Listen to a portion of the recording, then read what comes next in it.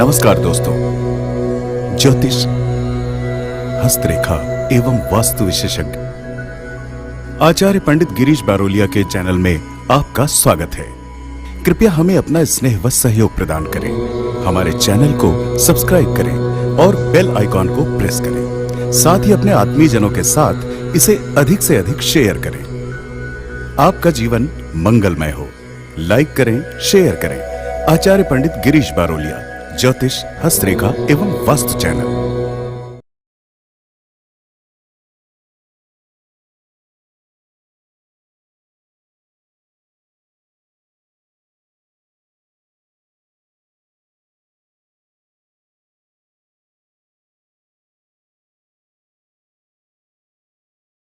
राधे राधे, जय श्री कृष्णा। नमस्कार, मैं आचार्य पंडित गिरीश बारोलिया। गायत्री महामंत्र। ओम भूर्भुवः स्वः तत्सवितुर्वरेण्यं भर्गो देवस्य धीमहि धियो यो नः प्रचोदयात्। अज्ञानतिमिरान्धस्य ज्ञानाञ्जनशलाकया चक्षुरुन्मीलितं येन तस्मै श्रीगुरवे नमः। तस्मै श्रीगुरवे नमः। मित्रों, गायत्री की दक्षिण मार्गी साधना के बारे में बहुत सारे वीडियो हमने डाले हुए हैं। दक्षिण मार्गी साधना आप किसी भी मंत्र की करते हैं तो उसमें यदि आपको कोई लाभ प्राप्त नहीं हो रहा है तो नुकसान भी नहीं होता है। वह मंत्र यदि आपको उतना फल नहीं दे रहा है तो आपको किसी प्रकार का कोई नुकसान भी नहीं करेगा। लेकिन एक वाम मार्गी साधना होती है जिसे हम तंत्र साधना भी कहते हैं। यह साधना गुप्त होती है, इसे किसी को बताया नहीं जाता, किसी के लिए प्रकट नहीं किया जाता है। जैसे कि हमारे हिंदू संस्कृति में 4 नवरात्रियां हैं, जिसमें 2 नवरात्रि में हम अनुष्ठान इत्यादि करते हैं और 2 जो नवरात्रि हैं उनका गुप्त नवरात्रि के नाम से वो जानी जाती हैं। यानी उसमें प्रायः जितने भी तांत्रिक लोग हैं वो अपनी तांत्रिक क्रियाओं को सिद्ध करते हैं। तांत्रिक साधना यानी वाम मार्गी जो साधना है वो इतनी सरल सहज नहीं है। सबसे पहले तो ये समझें कि क्या तांत्रिक साधना होती हैं, तो हम बोलेंगे हाँ होती हैं और ये प्रभाव भी करती हैं। किसी का अच्छा या बुरा ये कर सकती हैं। लेकिन ये साधनाएं जो व्यक्ति सिर्फ पुस्तकों में पढ़ कर के कर लेता है तो फिर वो बहुत ज़्यादा अपने जीवन में तकलीफ पाता है। पुस्तकों में कहीं पे भी आप यदि देखेंगे तो तांत्रिक साधनाओं की पूरी विधि विधान नहीं लिखा गया है, पूर्ण तरीके से उनका विधान नहीं लिखा गया है। तांत्रिक साधनाएं बहुत कठिन होती हैं। जिस प्रकार से समुद्र में आप गोता लगा करके अंदर जा कर के और मोती खोज करके लाते हैं, ये उतना ही दुर्लभ है। जब व्यक्ति गोता लगा करके और मोती खोजने के लिए निकलता है तो उसे बहुत सारे जीव जंतुओं का भी सामना करना पड़ता है, उसमें उसकी मृत्यु भी हो सकती है। यदि किसी व्यक्ति को गोली चलाना है और उसको यदि उसकी का अभ्यास नहीं है तो वो जितनी गति से जब वो गोली निकलती है उतनी गति से आपको धक्का भी लगता है, तो आप गिर भी पड़ सकते हैं, आप उसकी आवाज़ से भयभीत भी हो सकते हैं। जब कोई व्यक्ति पानी में पत्थर फेंकता है तो बहुत ज़ोर से पानी उछलता है।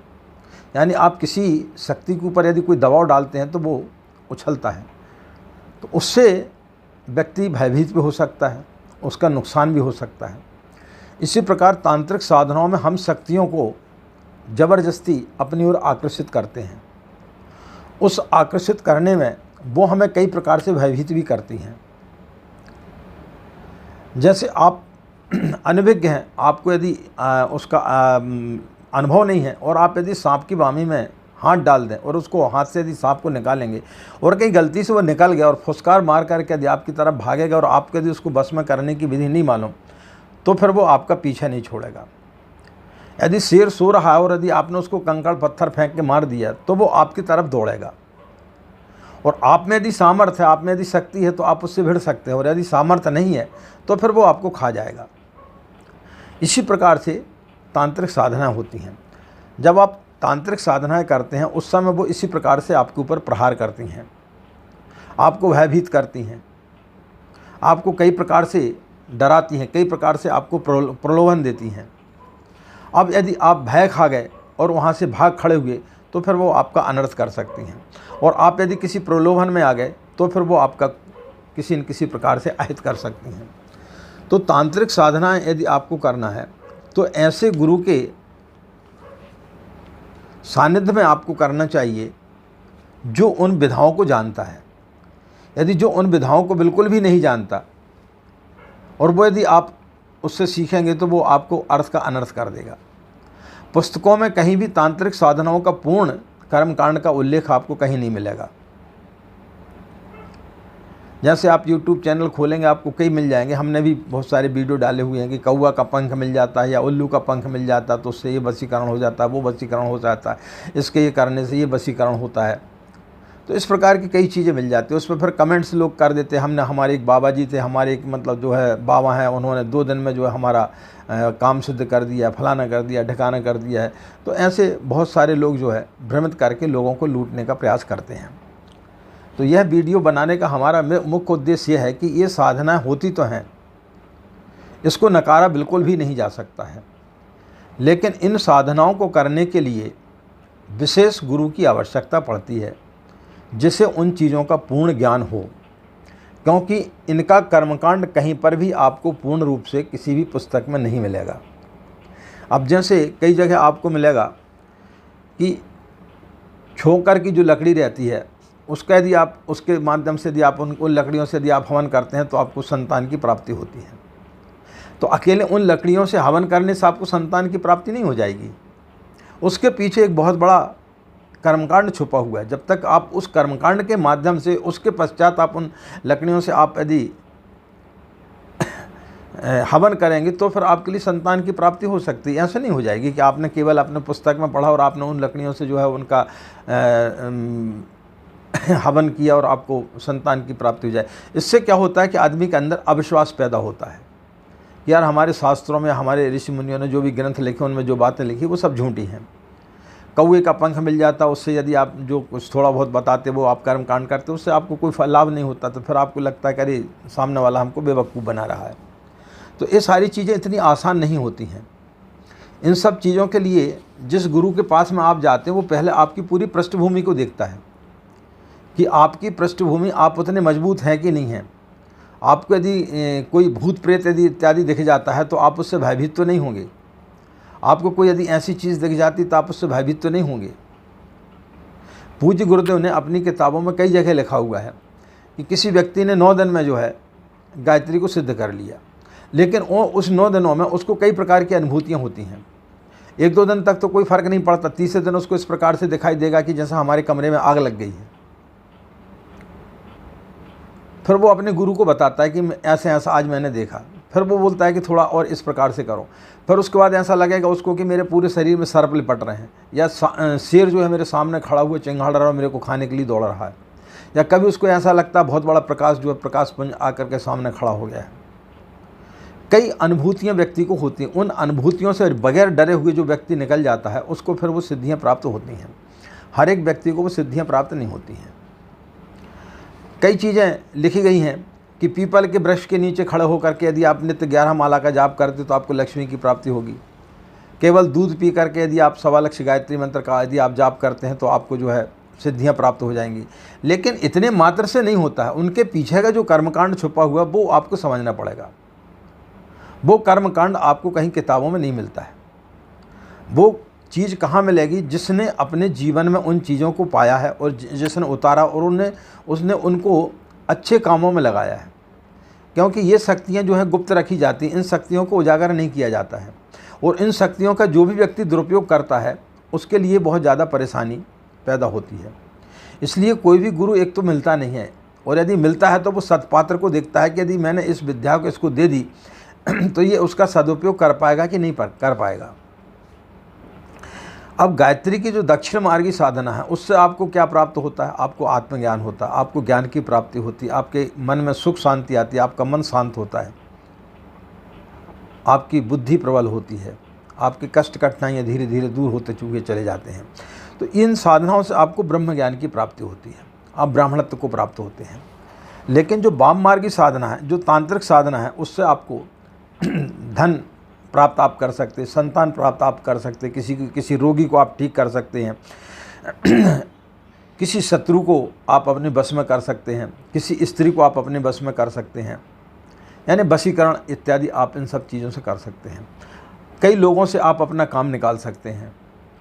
तो इन साधनाओं से आप वो काम कर सकते हैं जो काम आप सहज रूप से नहीं कर सकते, यानी कि आप प्रकृति के विरुद्ध कोई काम करना चाह रहे हैं।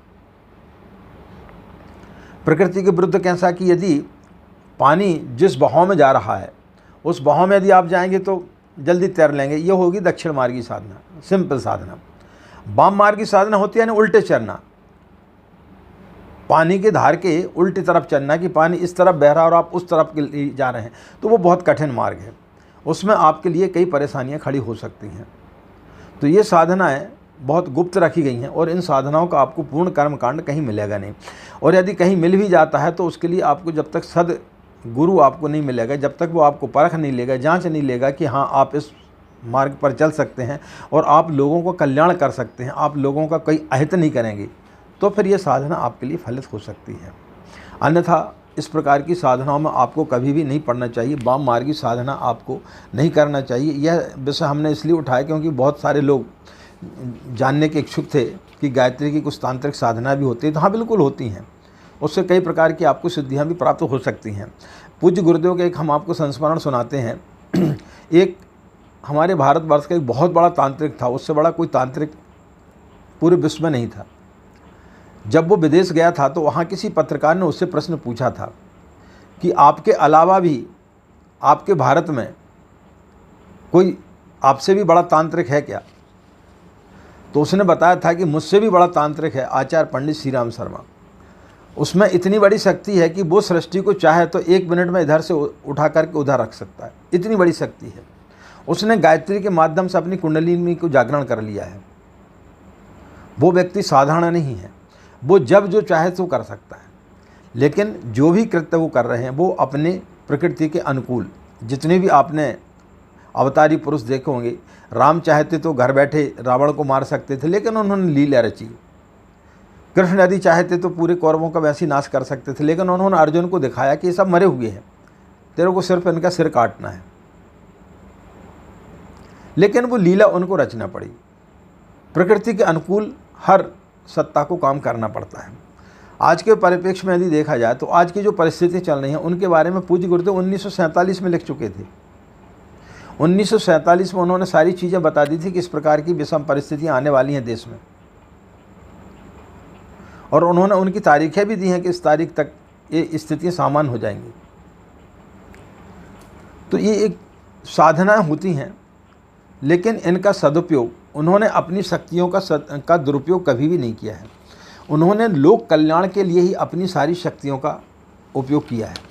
उन्होंने जितने भी अनुष्ठान किए, जितने भी उन्होंने पुरस्चरण किए, उन्होंने सिर्फ और सिर्फ आत्म कल्याण के लिए ही काम किया। और आज भी वो सूक्ष्म शरीर में है, लेकिन आत्म कल्याण के लिए कार्य कर रहे हैं। जो भी विश्व में घटनाएं घट रही हैं, उन सब घटनाओं के पीछे सब वो ऋषि सत्ताएँ लगी हुई हैं। तो मित्रों, गायत्री की वाममार्गी साधनाएं भी होती हैं, और भी होती बगलामुखी की साधना, बहुत सारी साधना होती हैं, दुर्गा की भी होती हैं। तो आप इनके मंत्रों के माध्यम से आप तंत्र साधनाओं को सिद्ध कर सकते हैं, तांत्रिक क्रियाएं आप कर सकते हैं।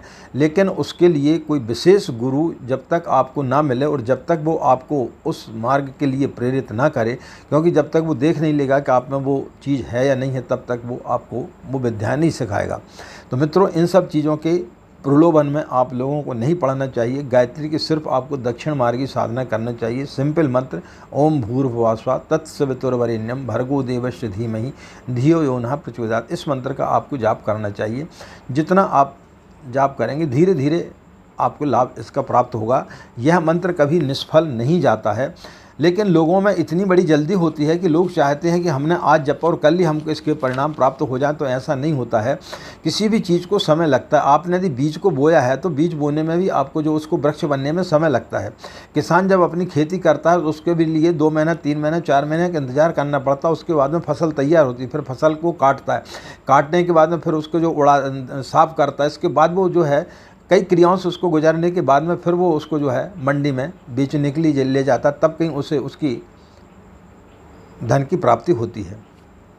इसी प्रकार से जब हम साधना करते तो साधना में भी पहले हमारे पुराने कुसंस्कारों को नष्ट किया जाता है। उसके बाद धीरे धीरे हमारी उन्नति होती है। धीरे धीरे हम बीज से जो है पहले पौधा बनते, पौधे से फिर थोड़े से बड़े वृक्ष बनते और उसके बाद में बड़ वृक्ष बनते, तब फिर जा कर के हम उसके योग्य बनते हैं। आम का वृक्ष आपने देखा होगा, बसंत पर्व के बाद में उनमें मोर आता है और फिर धीरे धीरे छोटे छोटे आम बनते, फिर इसके बाद बड़ा फल बनते जाता है और फिर उसके बाद में धीरे धीरे वो पकता है, फिर वो मीठा खाने के योग्य होता है। इसी प्रकार से साधना है। साधना 1 दिन में, 2 दिन में, 3 दिन में ऐसी फलित नहीं होती। कई लोग ऐसा है 2 दिन माला जपा और बस ध्यान करने लगे हमको कुछ फ़ायदा हुआ है कि नहीं हुआ, तो फिर वो लोग विचलित हो जाते हैं। तो इतने जल्दी किसी चीज़ की कोई भी साधना की सिद्धियाँ नहीं होती हैं। करते रहने चाहिए, निश्चित रूप से आपको कोई ना कोई लाभ होगा।